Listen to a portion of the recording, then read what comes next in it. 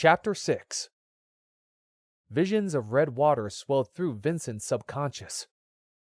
A strange black cloud spread through the crimson reservoir. Terrified and tortured screams echoed in the depths, pleading for their lives. Several black tendrils formed in the mist, reaching out, constricting around the throat of a limp, muscular, blond-haired man. Suddenly, his green eyes shot open in terror.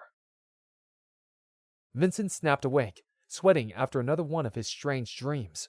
But this was the first time he'd had this one, and his head was already aching. He found himself inside a dank cave, with a large entrance a few feet away. The sound of the wind rustling through the treetops, coupled with the harmonies of nearby birds, told Vincent that he was still somewhere in the forest, or at least nearby. Yo, you up, tough guy? Vincent's eyes looked over to where he had heard the voice.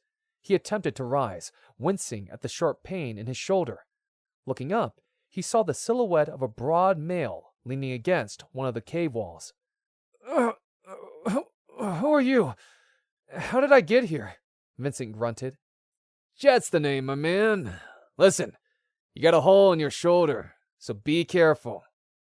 He walked over to Vincent, offering a rough stone cup with green fluid pooling inside. Here, drink this. It's a special remedy I use to treat pain and infections. So downing some of this stuff will help. I did what I could to patch you up, but you need to get that injury seen by a doctor as soon as possible. Vincent held the cup, eyeing the liquid suspiciously. Truth be told, I was going to try and carry you to Cheddar if you didn't come good by morning, but you heal real fast. The hole is still there, but the bleeding stopped pretty quickly. Your temperature had broken, so I decided to let you rest and see how things panned out. Vincent looked down and saw that his chest and shoulder had been strapped up with bandages and treated with some basic first aid. The hole in his shoulder was packed with what looked to be some sort of herbal concoction. Thanks, he replied. Vincent studied Jet suspiciously.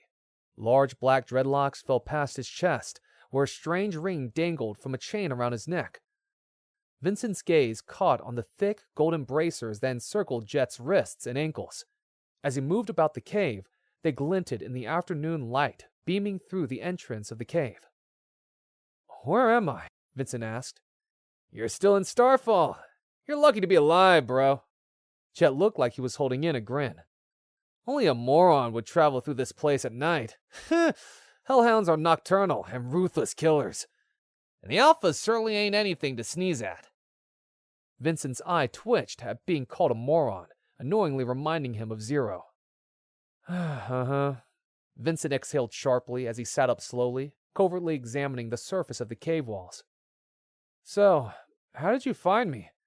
Are we close to this Cheddar place or something? Vincent hinged. He'd met very few people in his life who would save a total stranger without expecting something in return. Vincent was grateful, although he was used to being the savior and never the one being saved. Jet made his way to a nearby window in the cave, looking out. Vincent watched him as he closed his eyes, took a deep breath, and sighed. The peaceful expression on Jet's face surprised him. I love nature, Jet said, his eyes focused out the window. I like to travel about and camp outdoors, he exclaimed happily, turning to Vincent. Jet's eyes were bright and earnest as he continued. When I heard your screams last night, I came running and found you just as you were about to become hellhound food. They hate fire, you feel me? Next time you're traveling these parts at night, carry some fire around, and they should leave you be.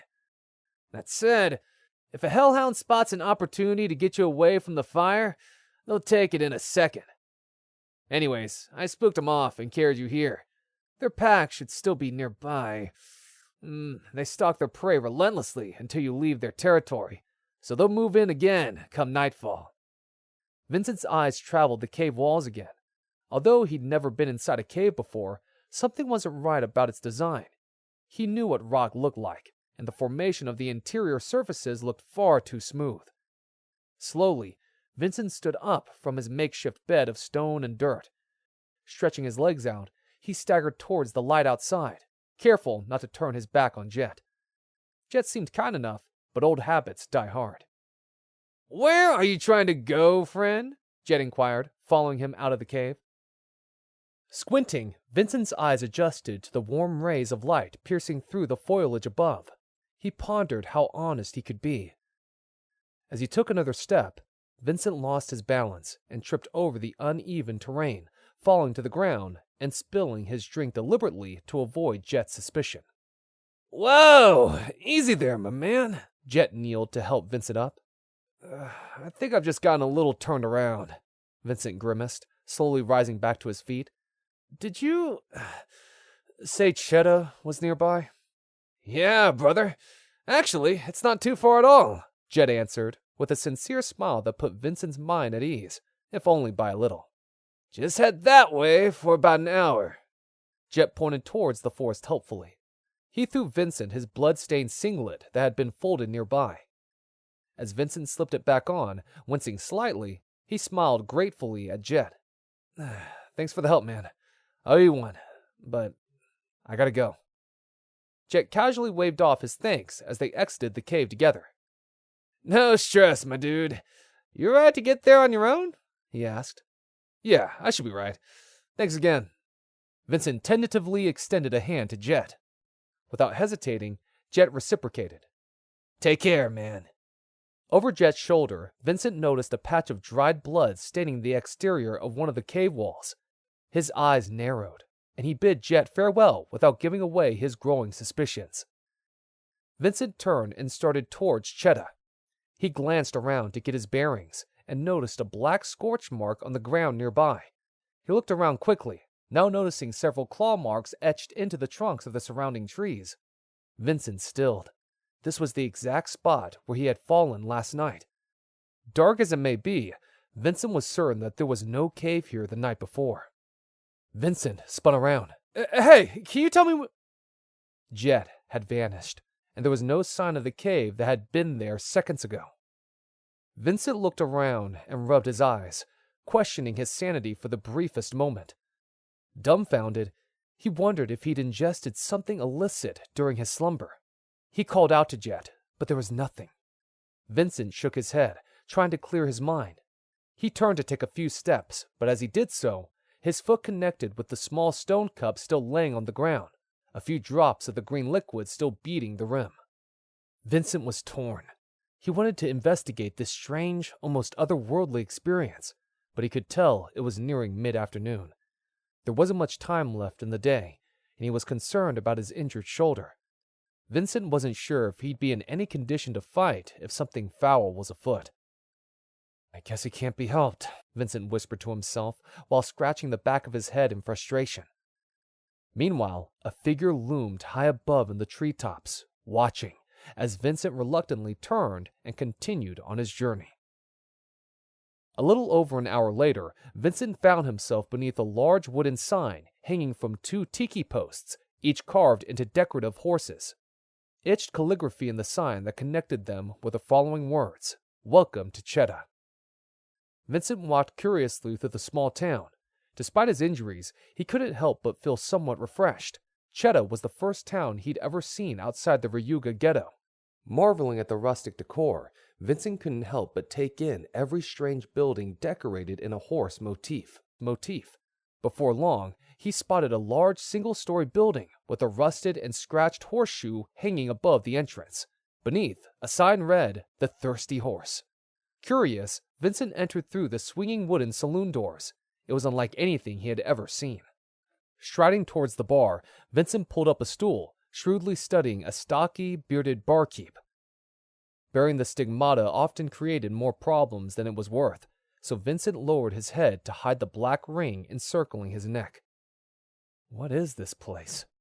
he asked, staring at the battered stage in the corner, then at a group of men playing cards at a table nearby. "Welcome to the Thirsty Horse, your mainstay for a stable drink.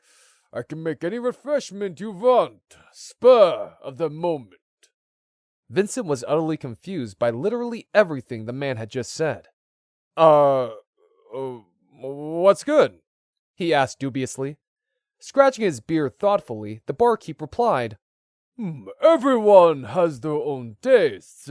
but you look like a man who would like our housemaid smoke sour beer. Sure, Vincent replied, his high inflection making his response sound more like a question than an answer. The barkeep tilted a long glass and poured a cold, frosty beer, sliding it across the table to Vincent, smiling expectantly. That'll be $9.50. Vincent realized that some form of payment was required from him, but the thought had slipped his mind before ordering.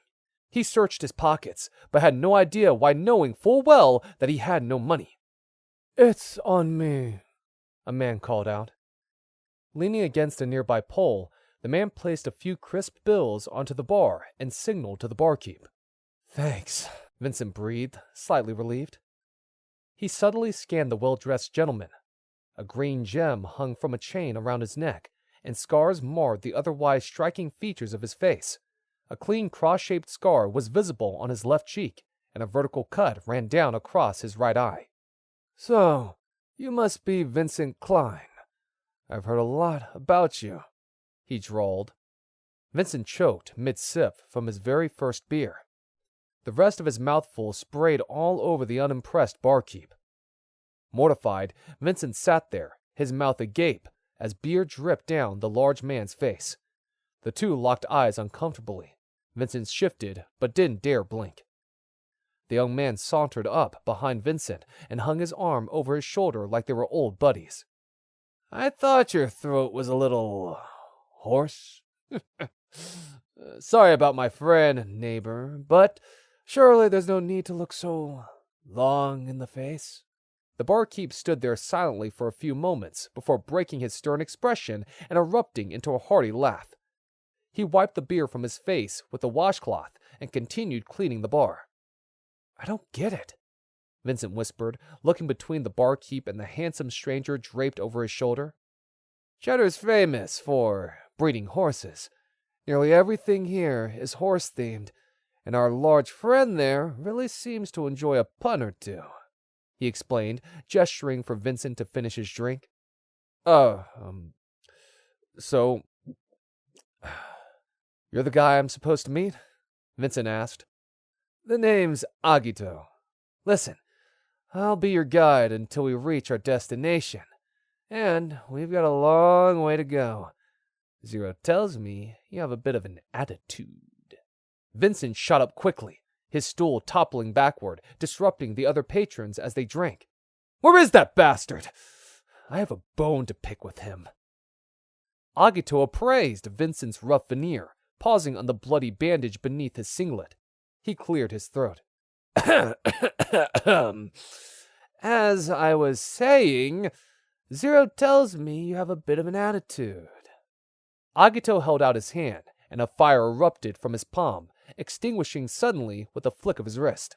So, if you just shut up and do as I say, we won't have any problems. You got that? Vincent's eyes widened.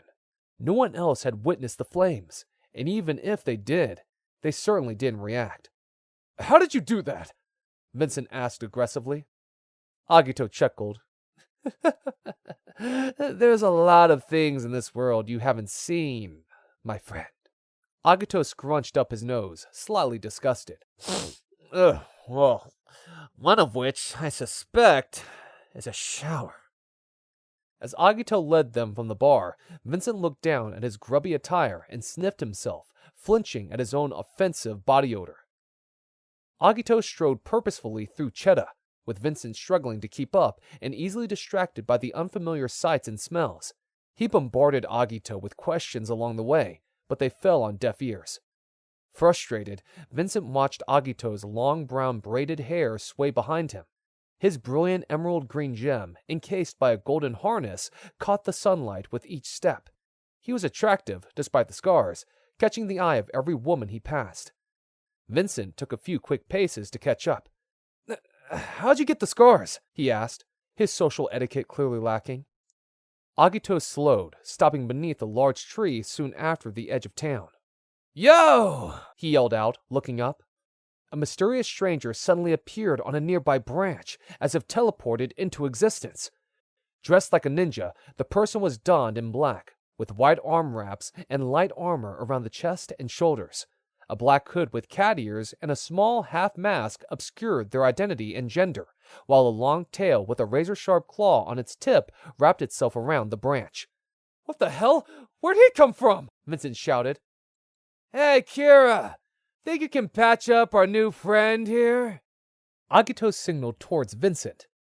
Kira disappeared, reappearing behind Vincent in a fraction of a second, both startling and aggravating him. "Hold still," Kira murmured. Unsure of what to make of this, Vincent looked to Agito for answers. Agito smiled as Kira held out both hands over Vincent's shoulder.